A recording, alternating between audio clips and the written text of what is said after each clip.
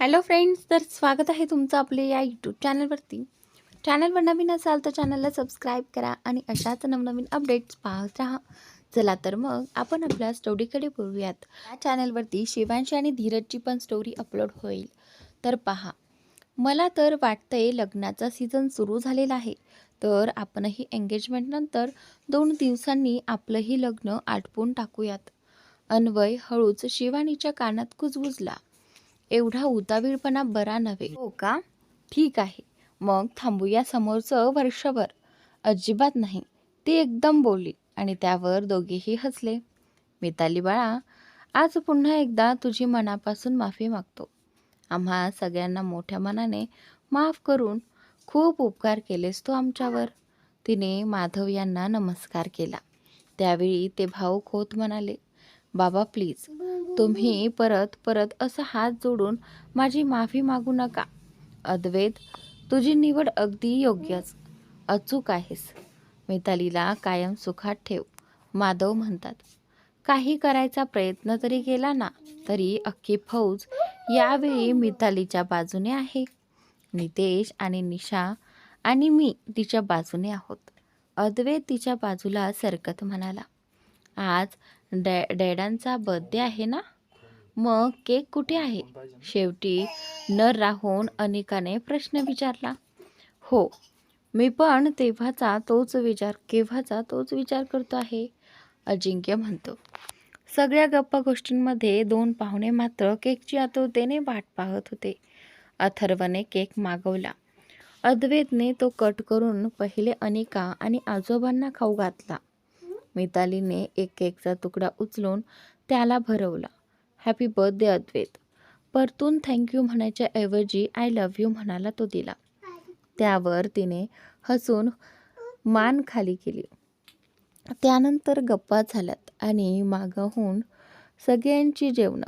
सगळीकडे आनंदाचा आणि उत्साहाचा वातावरण होतं. त्यात भरीसभर म्हणजे 4 दिवसानंतरचा लग्नाचा मुहूर्त होता. त्यामुळे इतक्या कमी वेळात पटापट कशा तयार करायच्या या प्लॅनिंगला उधाण आलेलं. तुम्ही कुठेही जाऊ नका. अद्वैत आणि मितालीच्या लग्नाच्या जय्यत तयारीबाबतची सगळ्यांची चर्चा मिळून ऐकून मितालीने अद्वैतकडे पाहिलं. तिच्या मनातलं त्याला लगेच कळलं आणि त्याने डोळ्यांनीच तिला हो म्हटलं. आई बाबा आणि आजोबा, तुम्हा सगळ्यांची हरकत नसेल तर हे लग्न अगदी आपण साध्या पद्धतीने एखाद्या मंदिरात केलं तरी चालेल. बेटा, असं का म्हणतेस? तू कुठलाच संकोच नको ठेवू मनात. वेळ कमी असला तरी सगळं मॅनेज करू आम्ही. साधना आणि माधव तिला म्हणाले. बाबा, मिताली म्हणते आहे ते बरोबर आहे. खूप काही धूमधडाक्यात मोठ्या प्रमाणात करायची माझीही इच्छा नाही आहे. आपण ही एवढीच लोक बस पुरे आहेत मला. त्यानंतर अरे पण अद्वैत, बाबा म्हणतात.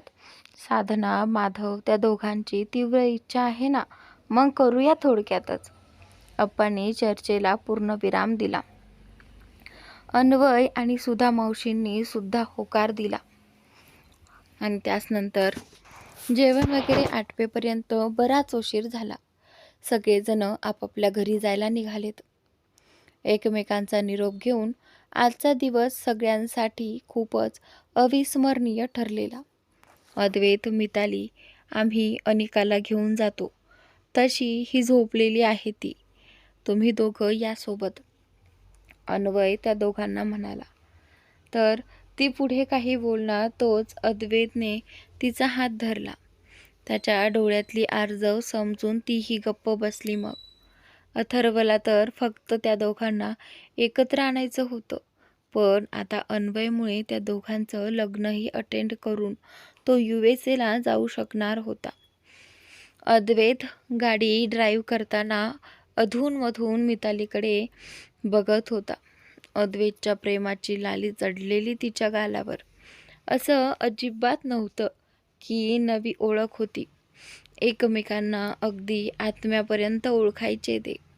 पण खूप सारे उन्हाळे, पावसाळे, वादळ झेलून अंकुरित होत होतं त्याचं नातं. नव्याने प्रेमात पडलेल्या जोडप्यासारखी अवस्था होती त्यांची. जगाच्या पाठीवर आपण सगळ्यात नशीबवान असल्याचं फील येत होतं त्याला. गाडी चालवताना त्याने हात पुढे केला आणि तिनेही हसून आपला हात त्याच्या हातात दिला. जरा वेळाने त्याने गाडी बीचवर थांबवली. का कशाला वगैरे कुठलेच प्रश्न न विचारता ती खाली उतरली. याच बीचवर येऊन कितीतरी रात्री रडत कुठत काढलेल्या त्याने मितालीच्या आठवणीत या जन्मात तिच्यासोबत इथे येऊन सुखाचे क्षण अनुभवता येतील याची कल्पनाही केली नव्हती कधी. त्याने गाळलेल्या सगळ्या अश्रूंना तो समोरचा अथांग समुद्र साक्षीदार होता. तसाच आज त्याच्या सुखाच्या क्षणांसाठीही त्याने जवळ येत तिची दोन्ही हात हातात घेतले. दोघेही हातात हात घालून त्या वाळूवर चालत जरा समोर जाऊन बसलेत. तिने अलगद आपली मान त्याच्या खांद्यावर टेकवली. त्याच्या चेहऱ्यावर हसू पसरले. सकाळपासून किती चिडचिड केली त्याने आणि किती वैताग आलेला. या सगळ्या वैतागाचा आणि चिडचिडीचा अंत एवढा सुरेख गोड होईल असं जरासुद्धा वाटलं नव्हतं. मिताली, त्याने आवाज दिला. तिने फक्त हुंकार भरला. तुला आठवते आपण असंच एकदा रात्री बीचवर आलेलो? तू नाहीच म्हणत होतीस, पण मी हट्ट केला आणि मग तू हो म्हणाली होतीस शेवटी. हो, आठवतंय ना? किती आणि काय काय जगायचं राहून गेलं ग मिताली. तू निघून गेल्यावर सगळं संपल्यासारखं वाटायचं. ना कुठली उमेद, ना कुठली आशा. आपण पाहिलेली सगळी स्वप्न कुस्करून गेल्यासारखी वाटत होती. माझ्यामुळे किती त्रास सहन करावा लागला तुला. त्याने तिच्या समोर येत तिचा चेहरा ओंजळीत धरला. डोळे पाण्याने डबडबले होते. तो त्याच्या मनातलं बोलून दाखवत होता. तो समोर काही बोलणार तोच तिने त्याच्या ओठांवर आपला ओठ ठेवला. अद्वैत, नको ना त्या जुन्या दिवसांच्या आठवणी. आपण नको बोलूयात गेल्या दिवसांविषयी. आता या सुखाच्या क्षणी तिला भूतकाळाची कुठलीही कटू आठवण नको होती, उल्लेख नको होता. त्याने तिला घट्ट मिठीत घेतलं. त्यानंतर, माझ्यामुळे खूप सोचलं आहेस तू, पण इथून पुढे नाही. तो तिला छातीशी कवटाळत म्हणाला. नको रे अद्वैत, एवढ्या सुखाची आनंदाची सवय नाही मला. कधी कधी भीती वाटते, कोणाची दृष्ट लागली तर. त्याने तिच्या ओठांवर बोट ठेवलं. असं काहीही होणार नाहीये. मी काहीच वाईट होऊ देणार नाहीये, अद्वैत म्हणतो. बराच वेळ एकमेकांच्या मिठीत विसावलेले. रात्री त्याने तिला घरी आणून सोडलं. झोप तर आज दोघांनाही येणार नव्हती.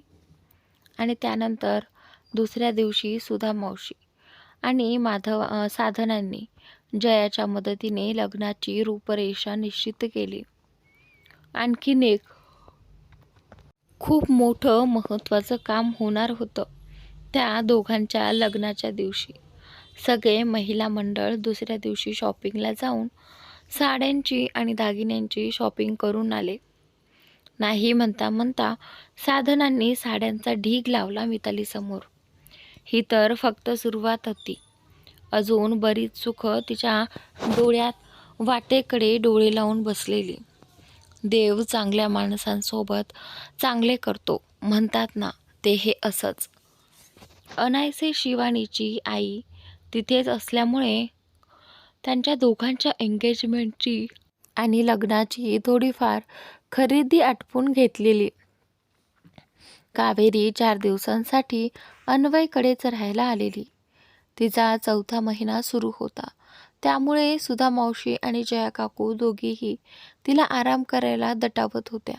पण बाईचा उत्साह तर अगदी 7व्या आसमानावर होता. शेवटी तिच्या एकुलत्या एका बेस्ट फ्रेंडच्या आनंदाचा सगळ्यात मोठा दिवस असणार होता. आणि तिच्याकडे सगळ्यात मोठा टास्क होता, ते म्हणजे अनिका आणि अजिंक्यच्या प्रश्नांना उत्तर देणं. कारण घरात चाललेले ते छोटे मोठे कार्यक्रम विधी पाहून त्या बालमनाला खूप सारे प्रश्न पडायचे. जयंत, अरे हे पोटातलं तरी तुझ्यावर नको जायला. कसलं सायंटिस्ट सारखे प्रश्न विचारतोय हा पोरगा मला. त्यानंतर अजिंक्यच्या प्रश्नांवर वैतागून तिने म्हटलं, मला तर आवडेल ती येणारी परी तुझ्यावर गेली तर. जयंत तिचे गाल उडत म्हणाला, कावेरीसारख्या समंजस पण तितक्याच लवकर नाकावर राग आणणाऱ्या मुलीसाठी देवाने जयंतसारखा शांत, समजूतदार, अगदी अगदी योग्य जोडीदार बनवलेला. दोघेही एकमेकांवर मनापासून प्रेम करणारे, एकमेकांना समजून घेणारे होते. पाहता पाहता समोरचे 3 दिवस भुरकन उडून गेले. आज मितालीच्या हातावर मेहंदी लागणार होती. आयुष्यात समोर आलेल्या संकटामुळे मितालीच्या मनात जळू जळू खाक झालेल्या सगळ्या स्वप्नांना आज नवी पालवी फुटत होती. अद्वैतला तर कधीही समोरचे 2 दिवस असतात असं झालेलं. मनाला हवं ते समोर दिसत असलं की मन अधिकाधिक अधीर होत जातं. आई, हे हळद मेहंदी वगैरे हे लग्नानंतर नाही का करता येणार? किती रे उतावीळ झालास तू? माझी अनिका तुझ्यापेक्षा जास्त धीर ठेवते. साधनांनी हसून दिलं त्याच्या प्रश्नावर उत्तर. मेरे भाई, सब्र का फल मीठा होता है, अथर्व म्हणतो. हो, आणि तू आभार मानतो अन्वयचे? त्याने म्हटलं म्हणून एवढ्या लवकर मितालीशी लग्न होत आहे तुझं? नितेश म्हणतो. मी अन्वयचे सगळ्यांच्या पाया पडून आभार मानायला तयार आहेत. त्याच्या लग्नाचं सगळं मी बघेल, त्याचे हे थोर उपकार म्हणून. फक्त हे समोरचे 2 दिवस लवकर जाऊ देत. अद्वैत, अथर्व हा तोच अने आहे का रे? मला तर विश्वासच बसत नाहीये. नितेश, का रे चळत आहे त्या बिचाऱ्याला?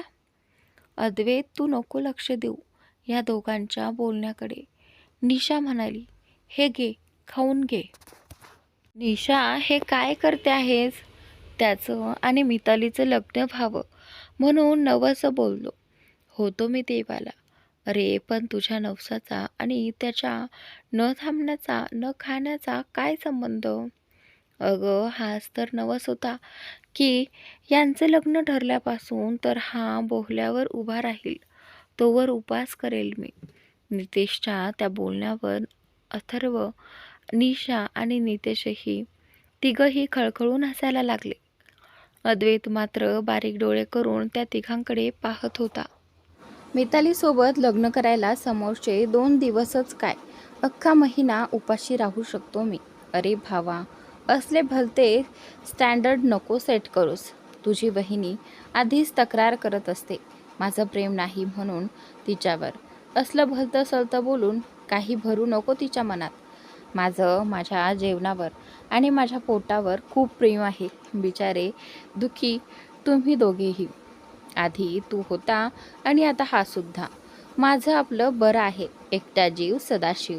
अथर्व, तू जास्त उडू नकोस. 6 महिन्यांनी परत येशील ना, तेव्हा तुझ्यासाठी पोरगी शोधून ठेवणार आहे मी.